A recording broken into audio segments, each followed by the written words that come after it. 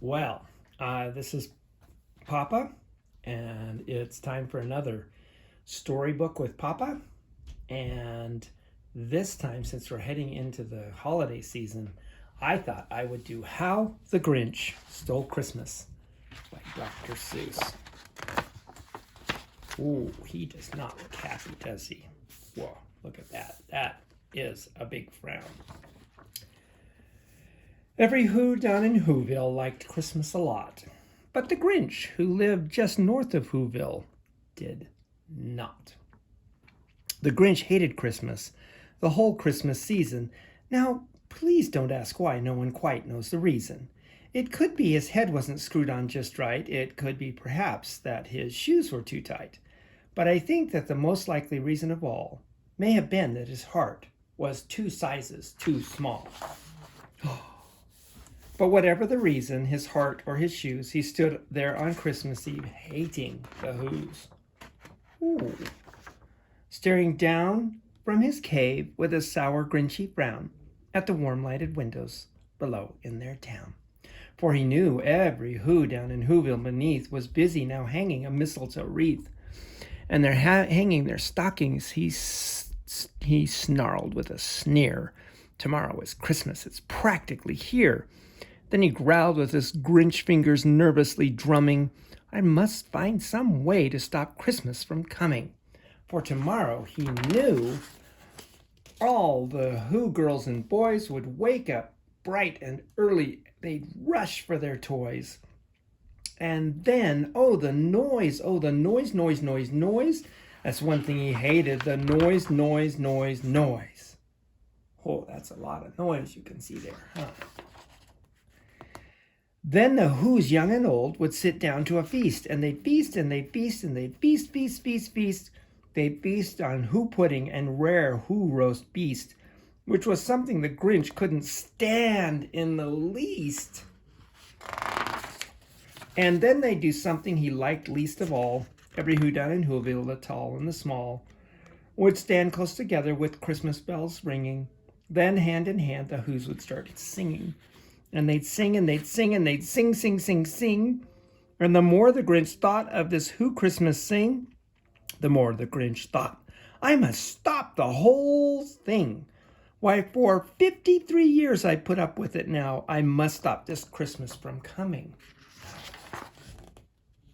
But how? Then he got an idea. An awful idea. The Grinch got a wonderful, awful idea. What do you think he's going to do? I know just what to do, the Grinch laughed in his throat. And he made a quick Santa Claus hat and a coat. And he chuckled and chuckled. What a great Grinchy trick. With his coat and his hat, I look just like St. Nick. All I need is a reindeer. The Grinch looked around.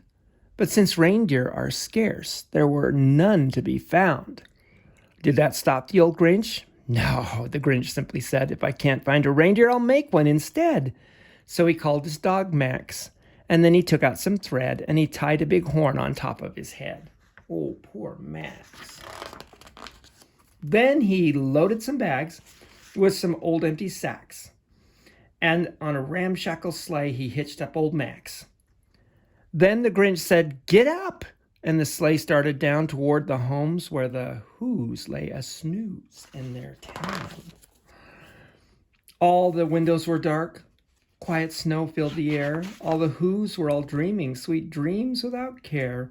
When he came to the first little house on the square, this is stop number 1, said the old Grinchy Claus as he hissed, and he climbed on the roof with an empty bag in his fist. Then he slid down the chimney, a rather tight pinch. But if Santa could do it, then so could a Grinch. He got stuck only once for a moment or two. Then he stuck his head out of the fireplace flue, where the little Who stockings all hung in a row. These stockings, he grinned, are the first things to go. Then he slithered and slunk with a smile most unpleasant around the whole room, and he took every present. Pop guns and bicycles, roller skates, drums, checkerboards, tricycles, popcorns, and plums. He stuffed them in bags Then the Grinch very nimbly stuffed all the bags one by one up the chimney. Then he slunk to the icebox. He took the hoop feast, he took the hoop pudding, and he took the roast beast. And he cleaned out that icebox as quick as a flash. Why, that Grinch even took the last can of Who hash. Has he no morals at all? He took the Who hash. Then he stuffed all the food up the chimney with glee. And now, cried the Grinch, I will stuff up the tree. Then the Grinch grabbed the tree and he started to shove, and he heard a small sound like the coo of a dove. He turned around fast and he saw a small Who, little Cindy Lou Who was not more than 2. The Grinch had been caught by the tiny Who daughter, who got out of bed for a cup of cold water. She stared at the Grinch and said, Santa Claus, why are you taking our Christmas tree? Why? But you know, that old Grinch was so smart and so slick. He thought up a lie, and he thought it up quick. Why, my sweet little tot, said the fake Santa Claus as he lied. There's a light on this tree that won't light on one side. So I'm taking it home to my workshop, my dear. I'll fix it up there, and I'll bring it back here. And his fib fooled the child. Then he patted her head, and he got her a drink, and he sent her to bed. And when Cindy Lou Who went to bed with her cup, he went to the chimney and he stuffed the tree up.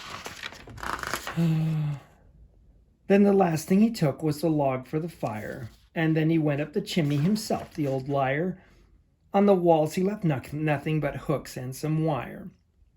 And one speck of food that he left in the house was a crumb that was even too small for a mouse. Oh, he's so mean. Then he did the same thing to the other Who houses, leaving crumbs much too small for the other Who's mouses.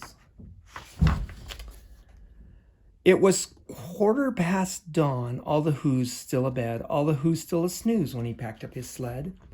Packed it up with their presents, their ribbons, their wrappings, the tags and the tinsel, the trimmings, the trappings. 3,000 feet up the side of Mount Crumpet, he rode with his load to the tip-top to dump it.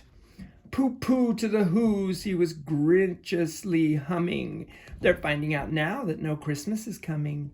They're just waking up. I know just what they'll do. Their mouths will hang open a minute or two. Then the Who's down in Whoville will all cry, boo-hoo. That is a noise, grinned the Grinch, that I simply must hear. So he paused, and the Grinch put his hand to his ear, and he did hear a sound rising over the snow. It started in low, and it started to grow. But the sound wasn't sad. Why, this sound was merry. It couldn't be so, but it was merry. Very. He stared down at Whoville. The Grinch popped his eyes. Then he shook. What he saw was a shocking surprise. Every Who down in Whoville, the tall and the small, was singing without any presents at all. He hadn't stopped Christmas from coming. It came. Somehow or other, it came. Just the same. And the Grinch, with his Grinch feet ice cold in the snow, stood puzzling and puzzling. How could it be so? It came without ribbons. It came without tags. It came without packages, boxes, or bags. And he puzzled 3 hours till his puzzler was sore. Then the Grinch thought of something he hadn't before. Maybe Christmas, he thought, doesn't come from a store. Maybe Christmas, perhaps, means a little bit more. And what happened then? Well, in Whoville, they say that the Grinch's small heart grew 3 sizes that day. And the minute his heart didn't feel quite so tight, he whizzed with his load through the bright morning light, and he brought back the toys and the food for the feast. And he himself, the Grinch, carved the roast beast. That's a very happy story, huh? And they had a wonderful Christmas, and I hope you have a wonderful Christmas.